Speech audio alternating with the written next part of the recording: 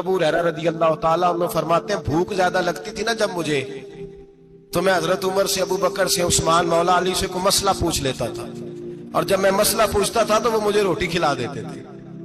جب میں ان سے مسئلہ پوچھتا تو وہ مجھے، حضرت ابو ہریرہ فرماتے ہیں مجھے بھوک لگی، میں حضرت عمر کے پاس گیا، ان سے مسئلہ پوچھا۔ ان کا رواج تھا جب میں مسئلہ پوچھتا تو پہلے روٹی کھلاتے۔ ہمارے بزرگ یہ فرماتے ہیں کہ کھانے کھلا کے دین پڑھاؤ، صرف تمہارا کتب خانہ نہیں کھلا ہونا چاہیے، تمہارا دسترخوان بھی کھلا ہونا چاہیے۔ کسی نے نبی پاک صلی اللہ علیہ وسلم سے پوچھا تھا بہترین مسلمان کون ہے؟ حضور نے فرمایا جو سلام لینے میں پہل کرے اور روٹی زیادہ کھلائے، جو روٹی ہر وقت فکر کرے آ یار تو روٹی کھا لے، روٹی کھانے کی طرف توجہ دلائے۔ کھلانا سنت ہے، زیادہ کھانا اس میں بھی فرق رکھے۔ تو نبی پاک صلی اللہ علیہ وسلم کے صحابی حضرت ابو ہریرہ رضی اللہ تعالیٰ عنہ فرماتے ہیں میں نے حضرت عمر سے مسئلہ پوچھا، میں نے کہا حضور مسئلہ بتائیں، تو کہتے پہلے ان کی عادت تھی جب میں مسئلہ پوچھتا تو روٹی بھی کھلاتے، آج انہوں نے مسئلہ ہی بتایا ہے، روٹی کوئی نہیں کھلائی۔ تو مجھے کہنے لگے ابو ہریرہ تو سوچتا ہوگا روٹی نہیں اس نے پوچھی، تو نے کب سے کھانا نہیں کھایا؟ میں نے کہا آج صبح سے۔ تو جناب عمر کہنے لگے میں نے کل صبح سے نہیں کھایا۔ چل ابو بکر صدیق کے گھر مسئلہ پوچھتے ہیں۔ کہتے ہیں جناب صدیق اکبر کے دروازے پہ گئے، جا کر کے ان سے مسئلہ پوچھا۔ ان کی بھی عادت تھی جب کوئی مسئلہ پوچھنے جاتے تو دسترخوان بچھا لیتے، کہتے آؤ روٹی بھی کھلاتا ہوں مسئلے بھی بتاتا ہوں۔ کہتے ہیں گئے تو انہوں نے بھی مسئلہ بتایا، روٹی کوئی نہ پوچھی۔ تو کہنے لگے عمر ابو ہریرہ تم لوگوں نے کل پرسوں سے نہیں نہ کھایا ہوگا، اور ابو بکر کو 4 دن گزر گئے ہیں، تھوڑا سا دودھ ملا ہے یا کھجور ملی ہے، روٹی کوئی نہیں ملی، چلو در رسول پہ چلتے ہیں، آؤ حضور کی بارگاہ میں۔ کہتے ہیں نبی پاک کی بارگاہ میں آئے، حضور نے چہرے دیکھے، کریم سے مسئلہ نہیں پوچھنا پڑا۔ میرے مصطفیٰ کریم نے فرمایا بھوک لگی ہوئی ہے تم تینوں کو؟ 3-4 دن ہو گئے؟ اللہ کے رسول نے فرمایا مجھے پورا ہفتہ ہو گیا ہے۔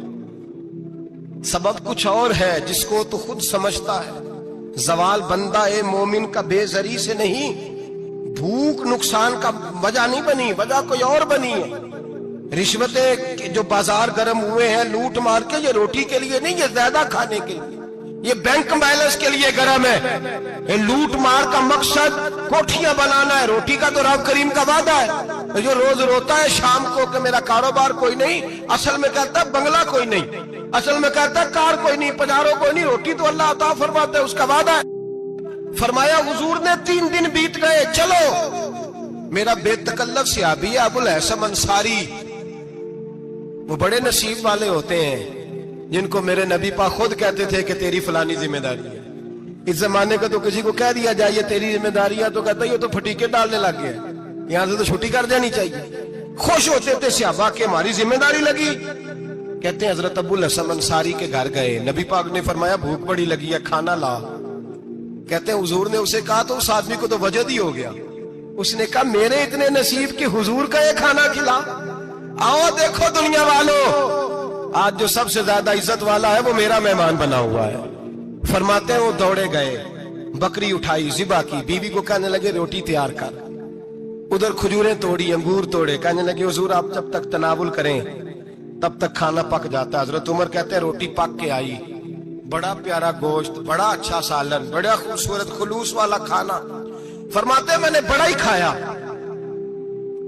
نبی پاک نے نہ ایک روٹی لی اور چھوٹی چپاتی، تھوڑا تھوڑا سالن کونوں سے، اور جب نبی پاک نے کھا لیا تو حضور کی آنکھوں میں آنسو آئے۔ حضرت عمر کہنے لگے حضور روئے کیوں؟ نبی پاک نے فرمایا سوچتا ہوں 7 دن کے فاقے کے بعد کھایا ہے، پر ڈرتا ہوں رب اس کا حساب پوچھے گا تو جواب کیسے دینا ہے، اس کا حساب بھی تو دینا ہے نا جو کھایا ہے۔ تو حضرت عمر فاروق کے ہاتھ میں کچھ چیز تھی، زور سے زمین پہ ماری، کا محبوبہ 7 دن کے بعد بھی روٹی کھائے تو حساب دینا ہے۔ نبی پاک فرمانے لگے عمر وہ مالک ہے نا، تو جب دیتا ہے تو حساب نہیں لے سکتا، حساب تو دینا ہے، حساب تو دینا ہے، تیاری رکھو۔ صحابہ کرام فرماتے ہم نے ارادہ کیا کہ آج کے بعد ہم پھر فاقے کریں گے، کم کھائیں گے، اس لیے کہ حساب دینا ہے۔ میرے بھائی وہ فاقہ کشی کرتے تھے، ڈرتے تھے۔ یہاں تو لوگ کھا کے بیمار ہیں، کھاتے جا رہے ہیں، سوتے جا رہے ہیں، کھاتے جا رہے ہیں، سوتے جا رہے ہیں۔ یہ بھی وقت آئے گا رمضان شریف کا، سویرے درس پہ آؤ کہتے نیند بڑی آتی ہے، سویرے 2 سپارے پڑھ کے سویا کرو کہتے صاحب نیند بڑی آتی ہے، فجر کے بعد تو وقت ہوتا ہے اللہ اللہ کرنے کا، سحری کا، کھاتے جا رہے ہیں سوتے. لوگ جماعت سے نماز نہیں پڑھتے سو جاتے ہیں, جماعت کا ثواب چھوڑ کے سو جائیں گے. بھائی رمضان مبارک میں فاقہ کشی کی ٹریننگ ہوتی ہے, فاقہ کشی کی تربیت لے رمضان میں, روکے اپنے آپ کو, تربیت ہوگی. روزہ ایک پریکٹس ہے, ایک مجاہدہ ہے, ایک جد و جہد ہے. جد و جہد کس چیز کی؟ اللہ کی رضا کے مطابق اپنے آپ کو ڈھالنے کی جد و جہد. صوم کا لغوی معنی ہوتا ہے رک جانا. حلال رزق سامنے پڑا ہے, حلال مشروب سامنے پڑا ہے, حلال رشتہ بیوی کا موجود ہے, لیکن ان سب چیزوں سے حالت روزہ میں رکنا, اللہ کی رضا کے لیے رکنا, اس کا نام روزہ ہے. نبی پاک علیہ السلام نے جوانوں کو حکم دیا ہے, یا معاشر الشباب, او جوانوں. یا رسول اللہ کیا حکم ہے؟ فرمایا یا نکاح کر لو اگر طاقت ہے, نہیں طاقت تو روزے رکھو. حضور روزے سے کیا ہوگا؟ فرمایا تمہارا نفس کچلا جائے گا, شیطان وسوسہ اندوزی نہیں کرے گا. حضرت جناب سیدنا جنید بغدادی, بغداد کے پیر سے کسی نے پوچھا تھا آج سے 1100-1200 سال پہلے, وہ تو زمانہ ویسے نیکی اور پرہیزگاری کا تھا, کہا بابا جی مرد اور عورت نیک ہو, بغیر پردے کے, بغیر حجاب کے, بغیر دیوار کے بیٹھ کر ایک دوسرے کو دین سکھا سکتے؟ حضرت صاحب بتائیے, مرد اور عورت نیک ہو تو بغیر پردے اور حجاب کے ایک دوسرے کو دین سکھا سکتے ہیں؟ تو حضرت جنید بغدادی فرمانے لگے سکھانے والا حسن بصری ہو اور سیکھنے والی رابعہ بصری ہو تو پھر بھی بغیر پردے کے بیٹھنے کی اجازت نہیں. تو مفتی صاحب کو اجازت کس نے دی؟ مولانا صاحب کو اجازت کس نے دی؟ بڑا وہ نہیں ہوتا جو ٹی وی پہ زیادہ آتا ہے, بڑا وہ ہوتا ہے جو رسول اللہ کے دین پہ عمل زیادہ کرتا ہے. حضرت عبداللہ ابن مسعود رضی اللہ تعالیٰ عنہ فرماتے زیادہ باتیں کرنے والا عالم نہیں ہوتا. حضور پھر عالم کون ہوتا ہے؟ فرمایا پڑھو قرآن, انما یخشی اللہ من عبادہ العلماء. فرمایا بڑا عالم وہ ہوتا ہے جو اللہ سے زیادہ ڈرتا ہے, اس لیے کہ رب فرماتا ہے میرے بندوں میں سے جو عالم وہ ہیں جو اللہ سے زیادہ ڈرتے ہیں, خوف رکھتے ہیں. تو میرے بھائی رمضان المبارک میں بچنا ہے. روزہ کس پہ فرض ہے؟ امیروں پہ کہ غریبوں پہ؟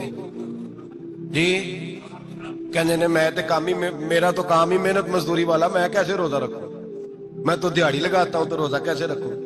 میں نے نہیں کسی حدیث میں پڑھا کہ روزہ وہ رکھے جو دفتر میں بیٹھتا ہے. صحابہ کے زمانے میں تو دفتر ہوتے ہی نہیں تھے, کسی جگہ نہیں لکھا ہوا روزہ وہ رکھے گا جو اے سی میں بیٹھتا ہے, تب تو اے سی تھے ہی نہیں. حضرت ابو بکر صدیق رضی اللہ تعالیٰ عنہ سے لے کر جناب بلال تک سارے اپنے ہاتھ سے کام کرتے, سارے اپنے ہاتھ سے کام کرتے, سارے. حضرت عمر فاروق رضی اللہ تعالیٰ عنہ خلیفہ وقت ہونے کے باوجود مال غنیمت کے اونٹ چڑھنے جاتے تھے تو چراگاہ میں چھوڑنے میں جاتے تھے, لینے بھی آتے تھے واپس. سارے لوگ اپنے ہاتھوں سے مشقت والے کام کرتے.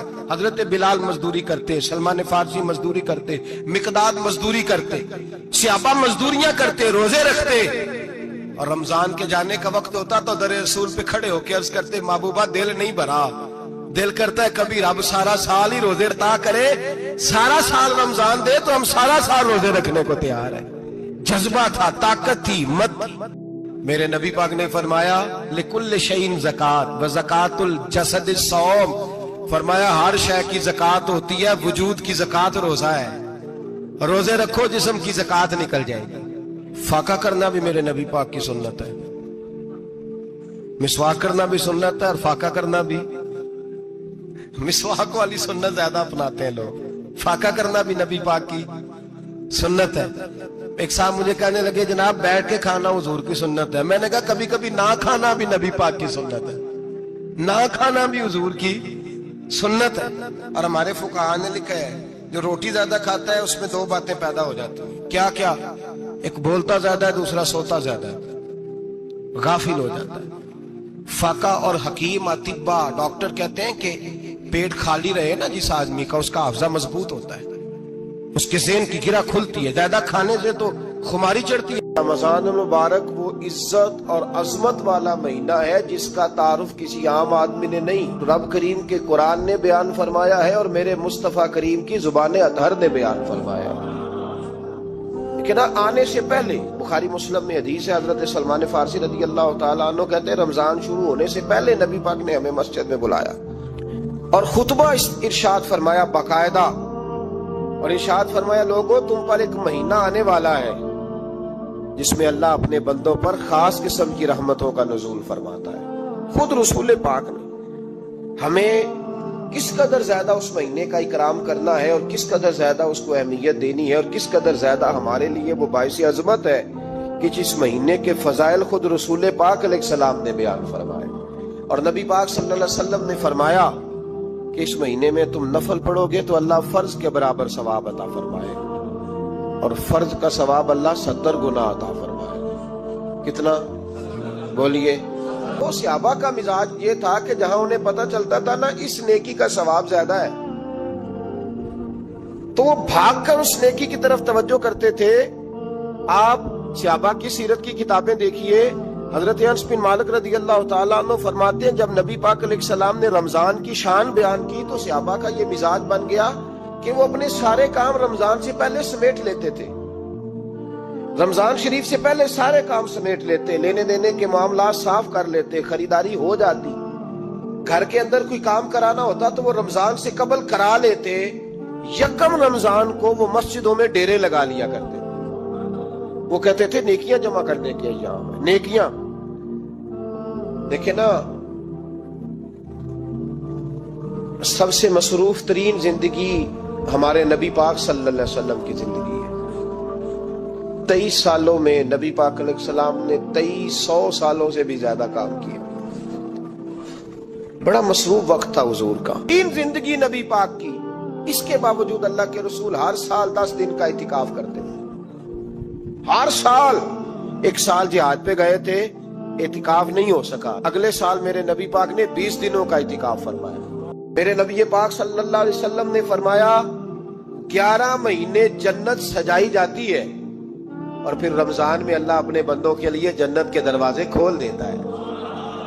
1 گھنٹہ پہلے صفائی کرتے ہیں مہمان نے آنا ہو تو 1 گھنٹہ، ورنہ بچے دوبارہ سے پھر چیزیں بکھیر دیں گے، 1 گھنٹہ پہلے صفائی ہوتی ہے، لمبی نہیں، لیکن میرے نبی پاک نے فرمایا رمضان کے لیے رب کریم 11 مہینے جنت کو سجاتا ہے۔ چھوٹی بات ہے روزے آ گئے، معمولی حیثیت ہے، ہم لوگ انہی معاملات میں، میں منع کرتا ہوں، ہمیشہ منع کرتا ہوں، آپ کو ہر سال منع کرتا ہوں، میں پابندی سے 1-2 اخبار ڈیلی دیکھتا ہوں، میرا ناشتہ نہیں ہوتا جب تک اخبار نہ ہو، چونکہ بزرگوں کا فتویٰ ہے جمعے کا خطبہ وہ دے جو عالمی حالات سے باخبر ہو۔ ہم کوئی رسمی تقریر نہیں کرتے کہ لوگوں کو کہیں کہ روزے آ گئے تو کون سا مہینہ چل رہا ہے تو مہینے کے حساب سے خطاب ہو۔ رسول اللہ صلی اللہ تعالی علیہ وسلم کی امت کے جو ذمہ دار اور پہرے دار ہوتے ہیں انہیں امت کی پہرے داری کرنی ہوتی ہے، اس لیے وہ یہ نہیں دیکھیں گے کہ کون سا موضوع چل رہا ہے اس پر میں نے 1 گھنٹہ گزارنا ہے، ترجیحات پر بات ہوگی۔ بات یہ عرض کر رہا تھا کہ میں رمضان شریف میں اخبار نہیں دیکھتا، میری اپیل ہے آپ سے کہ آپ رمضان شریف میں نہ رمضان ٹرانسمیشن بھی نہ دیکھیں، ٹی وی پہ خبریں بھی نہ سنیں، سارا سال سنیے خبریں، ہماری خبریں سننے سے ملک میں کیا انقلاب آ گیا ہے، یا وہ جو ہم نے چوک میں کھڑے ہو کے تجزیہ کیا تھا اس سے کتنے لوگ سنور گئے۔ چھوڑے، جتنا وقت ملے وہ آ کے مسجد میں بیٹھے، اللہ کے گھر میں وقت گزارے، ٹائم دیں، عبادت آپ کو زندہ کرے گی، روحانیت پیدا کرے گی، توانائی آئے گی، خوبصورتی آئے گی آپ کے اندر، آپ زندہ رہیں گے۔ دنیا داری دلوں کو مردہ کرتی ہے، قرآن کی تلاوت، اللہ کا ذکر، مسجد کی حاضری روح اور دل کو زندہ کر دیا کرتا ہے۔ مسجد میں بیٹھے، حضرت عائشہ صدیقہ رضی اللہ تعالیٰ عنہ فرماتی ہیں، تفسیر روح البیان میں موجود ہے، کہتی ہے ایک دن حضور اچانک میرے ساتھ آرام فرماتے بستر سے اٹھے نکل گئے۔ ہمیشہ نبی پاک علیہ السلام کا طریقہ مبارکہ تھا جب رات کو تہجد کے لیے اٹھتے تو کہتے ابو بکر کی بیٹی حق تیرا ہے، وقت تیرا ہے، پر اگر تو اجازت دے تو میں اپنے اللہ کو راضی کر لوں۔ آج حضور نے پوچھا ہی نہیں، بستر سے اٹھے چلے گئے، کہتی میں اٹھی، میں نے دائیں بائیں دیکھا، محبوب نظر نہ آئے، حضور کی طامت استعمال شدہ پڑی تھی، وہ طامت میں نے اٹھا کے اوڑھ لی اور میں نکل گئی حضور کو تلاش کرنے۔ کہتی ہیں جب میں باہر گئی مسجد نبی شریف کے ساتھ جنت البقیع کی جانب، نبی پاک سجدے میں تھے، کہتی ہے میں گئی، تھوڑی دیر کھڑی ہوئی، حضور نے آہٹ سنی تو پوچھا تو کون ہے؟ میں نے کہا میں عائشہ ہوں۔ تو محبوب نے فرمایا یہ عائشہ کون ہے؟ میں نے کہا یا رسول اللہ میں آپ کی زوجہ. فرمایا زوجہ کیا ہوتی ہے؟ یا رسول اللہ میں ابو بکر کی بیٹی. تو نبی پاک نے فرمایا یہ ابو بکر کون ہے؟ حضرت عائشہ کہتی ہے میرا کلیجہ پھٹنے کو آیا. میں وہاں سے پریشان حال واپس آئی. جب میں گئی تھی تب بھی ہلکی ہلکی بارش تھی, واپس لوٹی تو پھر بھی ہلکے ہلکے قطرے بارش کے گر رہے تھے. میں آ کے ہامتی کامتی بیٹھ گئی. تھوڑی دیر گزری تو نبی پاک تشریف لے آئے. تو حضور صلی اللہ تعالی علیہ وسلم نے مجھے پریشان دیکھا تو کہا عائشہ کیا ہوا؟ کہا حضور آج وہ ہوا ہے جو کبھی نہیں ہوا. یا رسول اللہ میں پریشان ہو گئی. حضور عجیب بات ہے, میں گئی ہوں, آپ نے پوچھا کون ہے تو میں نے کہا میں عائشہ. کا عائشہ کون؟ آپ کی زوجہ. فرمایا زوجہ کون؟ ابو بکر کی بیٹی. کا ابو بکر کون؟ اور پھر حضور میں گئی ہوں تو میرے کپڑے بھیگ گئے, آپ آئے ہیں تو کپڑے خشک ہیں, سمجھ نہیں آئی. لفظ سنو حدیث کے. نبی پاک نے فرمایا عائشہ لی مع اللہ وقت, میرا اپنے اللہ کے ساتھ ایک وقت ہوتا ہے. کس کے ساتھ؟ آج میرا دوستوں کے ساتھ وقت ہے, آج میرا گھومنے کا وقت ہے, آج میرا خوش گپیوں کا وقت ہے, آج میرا سیاحت کا وقت ہے, آج میرا پکنک کا وقت ہے.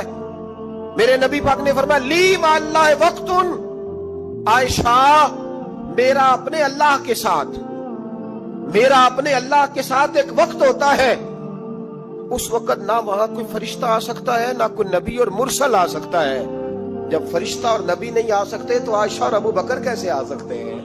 تو کہا یا رسول اللہ پھر وہاں ہوتا کون ہے؟ تو حضور فرمانے لگے ایک میں ہوتا ہوں, دوسرا میرا رب ہوتا ہے, تیسرا کوئی موجود نہیں ہوتا. امت کو درس دیا ایک وقت 24 گھنٹوں میں ایسا لایا کر جس میں تو اپنے رب کو دکھڑے سنائے, جس میں تو دعائیں مانگے, جس میں تو عرض و نیاز کرے, جس میں تو اپنے گناہوں کی معافی چاہے. اعلیٰ حضرت کے والد گرامی سے کسی نے پوچھا مولانا نقی علی خان صاحب سے کہ حضرت جی فرعون 500 سال ہی حکومت کر گیا, 500 سال ہی حکومت کر گیا, اللہ کا مقابلہ کرنے والا پکا کافر بے ایمان. تو آپ فرمانے لگے ملا رومی کی وہ کتاب پڑھو مثنوی, جس میں انہوں نے لکھا ہے کہ جب ساری دنیا سو جاتی تھی تو فرعون اٹھ کے مصلے پہ بیٹھتا تھا, کہتا تھا یا اللہ معاف کر دے, رب تو ہی ہے, گناہگار بڑا ہوں پر مہربانی کر. روز معافیاں مانگتا تھا تو رب کریم کی قدرت نے مہلت دی کہ روز توبہ کرتا ہے, چلو ایک دن سچی بھی کاری جائے تو اچھا ہے. اللہ نے مہلت دی. اور میرے بھائی اگر تو روز رات مصلے پہ بیٹھے تو تجھے مہلت ملے, عذاب نہ آئے. اگر تو اپنے رب کے ساتھ تنہائی کرے تو اللہ تجھے مہلت دے, سزا نہ دے. لیکن ہم یہ وقت نکالتے ہی نہیں, اللہ کے ساتھ میت کا ہمارا مزاج ہی نہیں. ترمذی شریف میں نبی پاک علیہ السلام نے فرمایا دنیا داروں کو دکھڑے نہ سنایا کر, مالداروں کے سامنے رونے نہ رویا کر, یہ تجھے کیا دے سکتے. تو اٹھ کے جائے گا تو کہیں گے محنت کرتا نہیں, روز مانگنے آ جاتا ہے. دنیا داروں کو دکھڑے نہ سنا, پر میں دکھ سنا تو اپنے رب کو سنا, اللہ والوں کو سنا, اللہ کے نبی کو سنا. اس سے مراد یہ سارے کہا دکھڑے اپنے رب کو سنا. اگر تو اپنے رب کو دکھڑے سنائے گا تو تھوڑی دیر ضرور ہوگی, لیکن ایک دن ایسا ضرور آئے گا. میرے مصطفیٰ کریم فرماتے ہیں رب تجھے دنیا سے بے نیاز کر کے مالا مال فرما دے گا. دھوکے کا مزاج نہ بنا, کینچی لے کے نہ گھوم کے کیسے جیب کاٹ سکتی, اللہ کو دکھڑے سنا. حضرت عائشہ عرض کرنے لگی حضور چلے یہ تو سمجھ آ گئی, لیکن بارش مجھ پہ پڑی آپ پہ پڑی نہیں. تو کہا عائشہ تم نے اڑا کیا تھا؟ کہا حضور آپ کی تامت. فرمایا بارش کوئی نہیں تھی, جب تو نے میری تامت لی تو خدا کی رحمتیں تم پر برسنے لگ گئی. تو حضور کے وجود سے لگی ہوئی چیز کوئی اوڑھ لے تو رحمت برستی ہے, تو میرے نبی کی مسجد چومنے سے کیوں رحمت نہیں برستی, جالی چومنے سے کیوں نہیں برستی, جہاں جہاں حضور رکے, جہاں جہاں نبی پاک ٹھہرے وہاں جانے سے کرم کیوں نہیں ہوتا. تو عزیزو یاد رکھو رمضان میں ایک ڈیوٹی آپ نے یہ کرنی ہے کہ عبادت کو وقت دیں, ٹائم نکالیں. جو اتنے سے بھی فارغ ہے نا وہ 19ویں روزے تک کل فارغ ہو کے 20 کو اعتکاف بیٹھے. زندگی میں ایک دفعہ اعتکاف تو ویسے بڑا ضروری ہے. ہمارے بزرگوں نے لکھا ضروری ہے ایک بندہ اعتکاف کر لے زندگی میں ایک دفعہ, ہر سال کرے تو سنت ادا ہوگی. ویسے سنت مؤکدہ علی الکفایہ ہے, بستی میں اگر کوئی بھی نہ بیٹھے گا تو سارے گناہگار ہوں. وہ حضرت سیدہ اسماء کہا کرتی تھی نبی پاک نے مجھے کہا تھا اسماء اللہ کے راستے میں گن گن کے نہ دینا ورنہ وہ بھی تجھے گن گن کے دے گا. جب ہم رب کریم کو وقت اس طرح دیتے ہیں کہ دنیا داری کے لیے تو ساری ہمارے پاس ہمتیں موجود ہے, اور تراویح کا وقت آیا تو بہانے ڈھونڈنے لگ گیا, تراویح کا وقت آیا تو وہ جو ہے اس نے شروع کر دی بات کہ جناب میرے فلان جگہ تکلیف ہے اور مجھے بلڈ پریشر ہو جاتا ہے تو پسینہ بڑا آتا ہے، تو اب تو آسانیاں ہی بڑی ہیں۔ صحابہ کہتے ہیں جب ہم مسجد نبوی میں نماز پڑھنے جاتے تھے، بارش ہوتی تھی تو مسجد میں پانی کھڑا ہوتا تھا، کیچڑ کھڑا بن جاتا تھا، تو ہم اپنی جھولیوں میں خشک مٹی ڈال کے لے جاتے تھے، اپنی اپنی جگہ بچھا لیتے مٹی، اور پھر ہم نماز پڑھتے تو ہمارے پیشانیوں پر بھی مٹی لگ جاتی۔ تو ایک صحابی جھاڑ رہے تھے تو نبی پاک نے فرمایا نہ جھاڑ، جب تک چہرے پہ رہے گی فرشتے درود بھیجتے رہیں گے۔ اب تو ایسی لگے ہوئے مسجد میں، پھر بھی تو تراویح نہیں پڑھتا۔ تو ایک تو عبادت کو ٹائم دیں، دوسرا قرآن مجید زیادہ سے زیادہ پڑھے، رمضان میں زیادہ سے زیادہ پڑھے، مسجدوں میں ٹائم دیں۔ ایک بات اور، یہ حضرت علی کا قول ہے، اس کو دل کی تختی پہ لکھ لینا، دل کی تختی پہ شیر خدا کی شیروں جیسی باتیں۔ حضرت مولا علی شیر خدا فرمایا کرتے تھے، وہ نیکی کرنے والا اچھا نہیں جو نیکی کر کے اکڑ جاتا ہے اور دوسروں کو گناہگار سمجھتا ہے، وہ نیکوکار اچھا نہیں۔ فرمایا کرتے تھے اس سے وہ گناہگار اچھا ہے جو گناہ کر کے کم از کم شرمندہ تو ہوتا ہے نا۔ فرماتے ہیں جو گناہ کر کے شرمندہ ہو وہ زیادہ اچھا ہے اس سے جو نیکی کر کے اکڑ جائے۔ تو تھوڑی سی نیکی کر کے پرہیزگاری کر کے ساری دنیا کو گناہگار سمجھنے لگ جانا، یہ تو بت پیدا کر لیا ہے تو نے اپنے اندر، اس بت کو توڑ دے، پتہ نہیں کون کب آئے اور اللہ کا ولی بن جائے۔ حضرت انس بن مالک رضی اللہ تعالیٰ عنہ فرماتے ہیں جس طرح تیز آندھی چلتی ہے، ذرا مثال دیکھیں صحابی کی کتنی خوبصورت، فرماتے ہیں جس طرح تیز آندھی چلتی ہے نا، اس طرح رمضان میں میرے نبی کی سخاوت چلا کرتی ہے۔ نبی پاک ہر سائل کو دیتے، جو قیدی بند ہوتے نا، قیدی جنگ کے قیدی کفار، حضور انہیں بھی آزاد کر دیتے رمضان، فرماتے جاؤ تمہیں آزاد کیا، سخاوت کریں۔ اور میرا مشورہ ہے اس دفعہ غریبوں سے غریب سخاوت کریں، نسخہ دے رہا ہوں امیر ہونے کا، تو سخی ہو جا، رب کریم تجھے امیر کر دے گا، سخی بن جا۔ مالا والے سخی نہیں ہوندے تے سخیاں کول مال نہیں ہوندا، ایتھے اوتھے دوواں جہان نہیں، سخی کنگال نہیں ہوندا، سخی بن جاؤ۔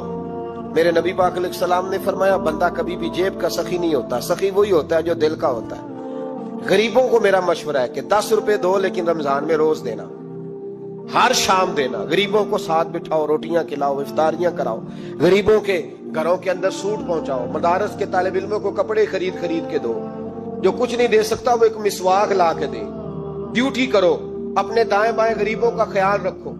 جن گھروں میں اکثر دیکھتے ہو کہ دال کا شاپر جاتا ہے، وہاں رمضان شریف میں صبح گوشت پہنچاؤ، مہربانی کرو، غریب۔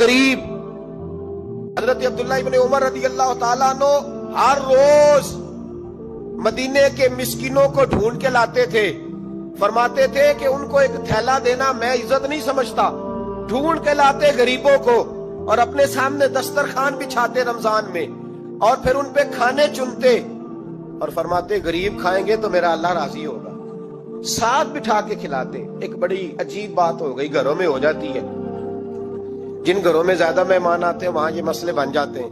ایک دن زوجہ کہنے لگی کھانا آپ کا یہ آج مہمان کو نہ لائیے گا، کہہ دیتی ہیں نا بیویاں کبھی کبھی، یہ نافرمانی نہیں، اگر آپ کو کھڑا کیا جائے نا رمضان میں روزہ رکھ کے باورچی خانے تو لگ پتا جائے، اس کو نافرمانی نہ سمجھے، بیوی نے پکا کے نہیں دیا جی۔ تو حضرت عبداللہ ابن عمر کی زوجہ کہنے لگی آپ کا کھانا ہے، مہمانوں کا کوئی نہیں۔ تو حضرت عبداللہ ابن عمر کہنے لگے اللہ تجھے جزا دے، تو روز پکا کے دیتی ہے، چل اس طرح کر، مجھے سرکہ اور کھجور دے دے، روٹی میرے مہمان کو دے دے۔ تو آپ کی زوجہ رو پڑی، کہنے لگی اگر آپ افطاری والوں کا اتنا خیال کرتے ہیں تو میں نہ کروں، مجھے 10-20 منٹ کا ٹائم دے، میں اپنے اوپر وزن بوجھ ڈالوں گی، میں تھوڑی مشقت میں پڑوں گی لیکن مہمانوں کے لیے افطاری کا ضرور بندوبست کروں۔ آج کل لوگ اپنی جہالت چھپانے کے لیے کہہ دیتے ہیں تقریریں کرنا تو خالی مولویوں کا کام ہے۔ حضرت غوث پاک کا انداز تبلیغ، نہیں آپ کا جو سب سے زیادہ جو چیز آپ کی معروف ہوئی وہ آپ کی تقریر تھی۔ چھوٹی سی مسجد میں خطاب شروع کیا، پھر جامع مسجد میں گئے، پھر عیدگاہ میں ممبر رکھا، پھر شہر کے سب سے بڑے مجمع کے اندر ممبر لگ گیا، اور پھر حال یہ تھا کہ 70 ہزار لوگ انتظار کر رہے ہوتے تھے کہ محبوب سبحانی کب بات ارشاد فرمائیں گے، اور نہایت دانائی کے ساتھ گفتگو فرماتے۔ وہ جو فرمایا گیا نا کہ کلم الناس علی قدر عقولہم، لوگوں سے جب گفتگو کی جائے تو ان کی عقلوں کے مطابق کی جائے، اپنی علمیت نہ جھاڑی جائے۔ آپ یہ دیکھیں کہ سامنے والا کس معیار کا آدمی ہے، آپ اس کے مطابق ہم اپنے بچوں کی جو تربیت کرتے ہیں تو ہم اپنے تجربات کی روشنی میں کرنے لگ جاتے ہیں. بھئی آپ کا تجربہ تو وہ ہے جب لوگ بھینسیں پالتے تھے، اور اب تجربہ یہ ہے کہ بچوں نے موبائل جیب میں رکھا ہوا ہے اور پوری دنیا سے وہ وابستہ ہیں. تو آپ ضرور اپنے تجربات کی بات کریں، پر نئے دور کا تقاضا بھی تو سمجھیں، اس آدمی کی مجبوری بھی تو سمجھیں. وہ جس ادارے میں جاتا ہے، جہاں جا کے بیٹھتا ہے، جن لوگوں کے بیچ وہ وقت گزارتا ہے، جس طرح کے سوال اس کے ذہن پر اٹھتے ہیں، اسے اس طرح کے جوابات چاہیے. اور پھر بات ایک ہی ہوتی ہے، اس کو اگر سلیقے سے ذرا کر لیا جائے نا، اسی بات کو ذرا سلیقے سے. آپ چھوٹا بچہ ہوتا ہے بالکل 2-3 سال کا، اس کو کوئی نہیں پتا غصہ کس کو کہتے ہیں اور مسکراہٹ کس کو کہتے ہیں. اس کی طرف آپ گھور کے دیکھ لیں، وہ رونے لگ جاتا ہے، اور آپ اس کی طرف دیکھ کے مسکرائیں، وہ بھی مسکرانے لگ جاتا ہے. تو لہجے کا اثر تو 3 سال کا بچہ بھی قبول کرتا ہے، تو آپ 18 سال کے بیٹے پر لہجے کا اثر کیا سمجھتے ہیں؟ نہیں ہوتا. حکمت، دھانائی، تدبر. عارف رومی رحمۃ اللہ علیہ فرماتے ہیں کہ ایک شخص نے، ایک بادشاہ نے خواب دیکھ لیا. اس نے خواب میں دیکھا کہ میرے سارے دانت ٹوٹ گئے. تو ایک معبر کو بلایا، تعبیر کرنے والے کو. اس نے کہا یار وہ میں نے خواب دیکھی ہے، میرے سارے دانت ٹوٹ گئے. تو اس نے تعبیر بتائی. کہنے لگا آپ کے سارے رشتہ دار، بال بچے سب آپ کی زندگی میں فوت ہو جائیں گے. اس نے تلوار منگائی اور تعبیر بتانے والا بھی قتل کرا دیا. اس نے کہا سارے مر جائیں گے، میں نے جی کے کیا کرنا ہے؟ یہ کیسی خبر دے رہا ہے؟ بچوں کے جنازے اٹھاؤں گا؟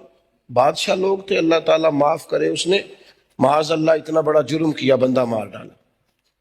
شیخ فرماتے ایک اور بلایا تعبیر کرنے والا. اس سے کہا آپ تعبیر بتائیے. تو اس نے کہا تعبیر یہ ہے،